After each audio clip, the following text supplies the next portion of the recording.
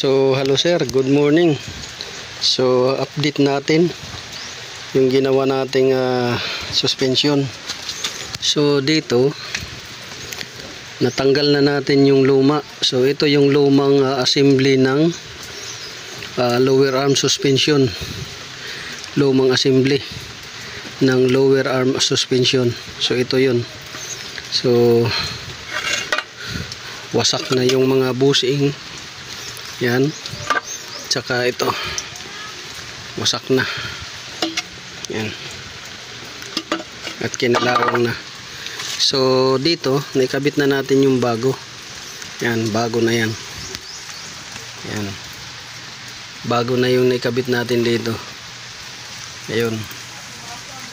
Kakabit na yan, mahigpit na yan. So yung natitira na lang dito ay itong stabilizer bar bushing, dahil hindi natin matanggal yung bushing nito gawa ng kinalawang yung tornilyo at wala ng thread, hindi na mabunot. Ngayon kakatingin pa natin yan ng cutting disc at kakatingin natin ng welding. So matrabaho sir, dahil dalawang bolt dit dyan ayaw matanggal. So kakatingin pa yan ng cutting disc at saka welding. Yan yung trabaho nating gagawin. Yun, yung bolt na yan na dalawa sa baba saka yung sa taas, hindi na maikot yan. Kinain na ng kalawang, wala ng thread, wala ng ulo yung bolt. Yan. Tapos dito naikabit na natin yan, naikorek na natin yan. Andito sa kabila ang hindi pa naikorek, so tatastasin pa natin yan. Tatastasin ng grinder at saka welding. So nandito, dito yung bago, andito yung luma. So ito tinastas na natin ng cutting disc dahil hindi mailabas yung bolt gawa ng kinalawang, wala ng ulo, wala ng thread. So ganun din ang mangyayari dito sa stabilizer bar. Tastasin natin to ng grinder, welding, tsaka i-modified pa natin yan. So matrabaho talaga to, welding works, puro cutting at saka welding. Tapos ito, yan inumpisahan na natin pag cutting. So kinating natin dito ng grinder dito, sunod nyan tatastasin natin yan ng welding para mailabas yung bolt dahil wala ng ulo yung bolt at saka wala ng thread. So matrabaho talaga siya. Yan. So yan yung update.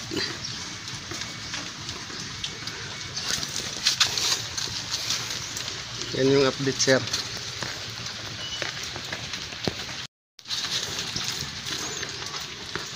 So ito yung nagkukos ng lagutok, langit-ngit. Ito siya, pag ito ang nasira, ball joint, lagutok. Pag nagliko, hams, rough rod, yan, lagutok. Ito naman siya, kalampag. Pag ito napunit yung rubber, kalampag ang tunog at langit-ngit. Tapos dito naman, ito, ang tunog nito, kalampag at saka lagutok pag nasira. So kagaya nito, sirang-sira na yan, halos mabunot na yung rubber. Yan, halos na mabunot na. So yan yung update natin ngayon sa ginawa nating suspension. So maging dito sa kabila, ito, so lagutok ang tunog na nito pag ito nasira, lagutok. Ito kalampag, lagutok at langit-ngit. Doon lagutok naman din at kalampag pagka sira. So yun, ngayon ang gagawin natin ay magkakabit tayo dito sa kabila. So, yan, kakabit natin to.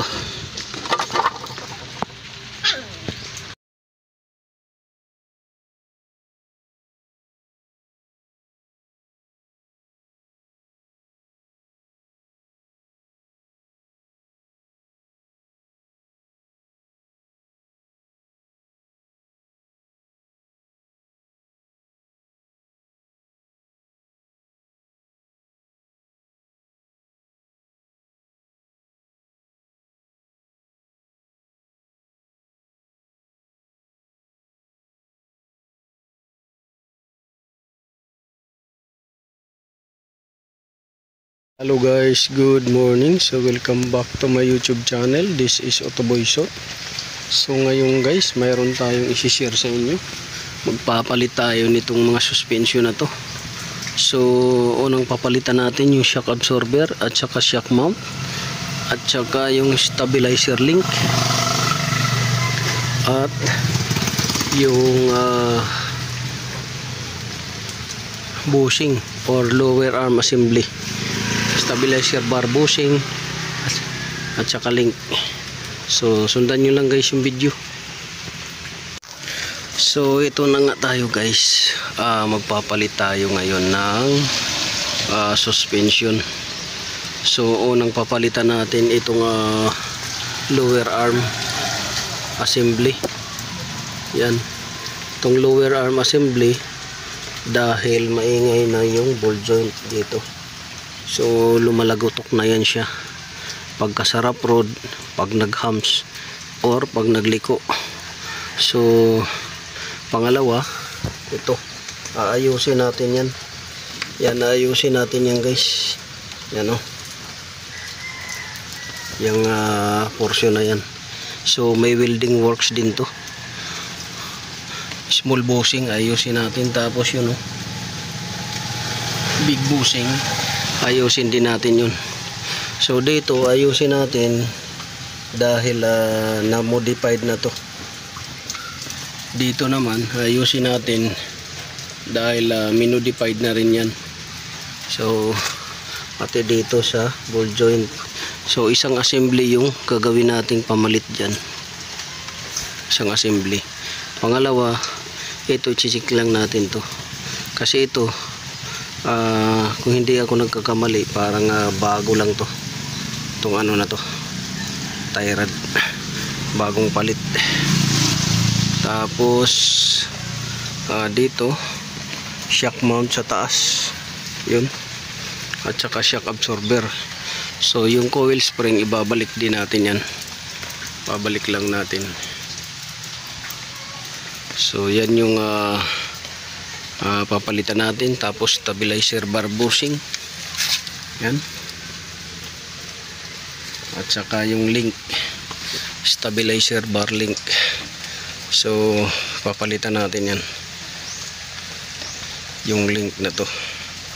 So ngayon tatanggalin natin muna yung, unahin natin pagtanggal to, ito at saka ito, para matanggal natin tong assembly na to. Tapos i-hanger na lang natin yan sa tabi, so para magkaroon tayo ng access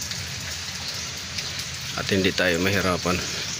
So yun, unang tatanggalin natin ito, tie rod, sunod yung ball joint sa ilalim, tapos ito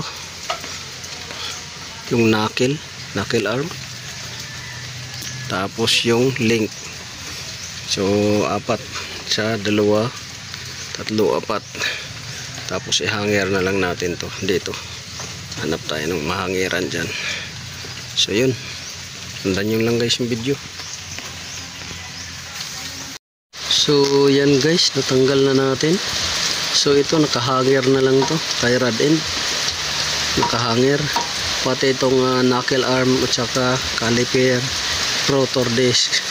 So nakahanger na lang to, rotor disc, knuckle arm, caliper, saka ito tie rod. So assembly natin tinanggal para hindi na dumami yung tatanggalin natin.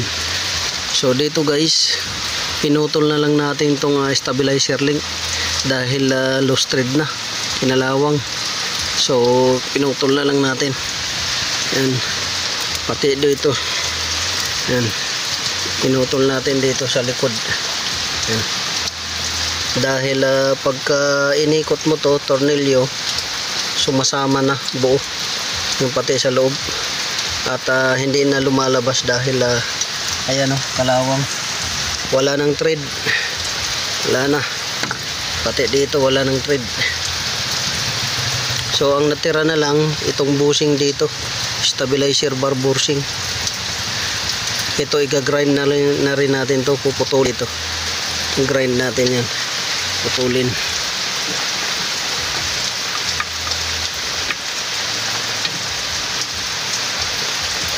So yan, ito papalitan natin ng buo, kasama na yung ball joint, big bushing, small bushing, at ating ano rin, ating ayusin yan pag modify. So yan, dito yan, dalawang tornilyo lang tatanggalin dyan, mabubunot na ninyo ito. Bunot na ninyo. So ito yung sinasabi ko, yan yan, ito yung sinasabi ko sa inyo, maluwag na siya yung bushing dyan, maluwag na, shock mount bushing, yan yan, pit na siya, talagang ano na siya, pisat na siya. Tapos ito ay kinalawang na rin yung shock absorber. So papalitan natin to ng buo ito.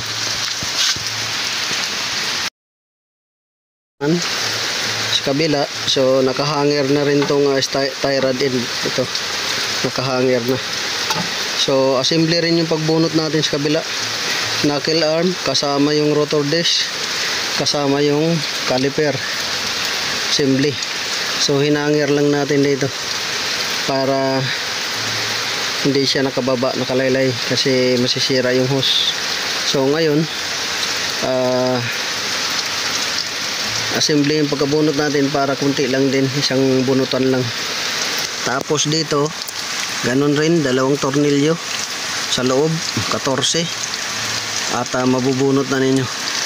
So dito assembly rin, kasama na yung ball joint, small bushing doon, at saka doon sa big bushing, assembly na. Tapos ayusin din natin yun, yung ano na yan, yung arm nya. Tapos dito pinutol na rin natin, ayan, pinutol na natin, dahil ganoon rin sa kabila, kaparehas dito, umiikot na lang yung bolt, wala nang thread, kinain na ng kalawang. At ito naman ay kinalawang na rin at putok na yung shock absorber nya. Tapos pinutol na rin natin dito ito, dahil hindi na mabunot. Tapos dito ganun rin, pisang pisa rin, kita nyo yun, pisang pisa siya. Wala na yung shock mount bushing, yan. Ito may babalik natin to, itong shock mount plate, pero yung bushing papalitan talaga, yan. So ganun lang. Ang natitira natin na tatanggalin, itong stabilizer bar bushing at saka itong arm. So welding works ang gagawin dito. Hindi tayo makapag welding dahil maulan, ayan, baka mamaya matsambahan tayo makuryente. So sana umaraw bukas, sana umaraw bukas, or kahit hindi umaraw, basta hindi ulan, makapagsimula tayo dito. Pero kung ulan, ito lang munang gagawin natin, bar bushing, tapos kakabit natin yung ito, shock absorber at saka yung mount. Tapos para ito na lang matira, welding works. So yun lang, ito na, yan, yung dalawa na yan. So maulan kasi guys, yan, maulan, basa, kaya hindi tayo makapag diretsahan na trabaho, dahil unang-una magwi-welding kasi tayo, kaso maulan, basa yung sahig. So yun, ganun lang. So ang issue nito guys ay lagutok sa hams, lagutok pag nagliko, rattle noise sa rough road, pag nagpreno ka may kasamang lagutok rin. So yun, This is Utoboyson. Sana nakakuha kayo ng konting kalaman. Suspension issue.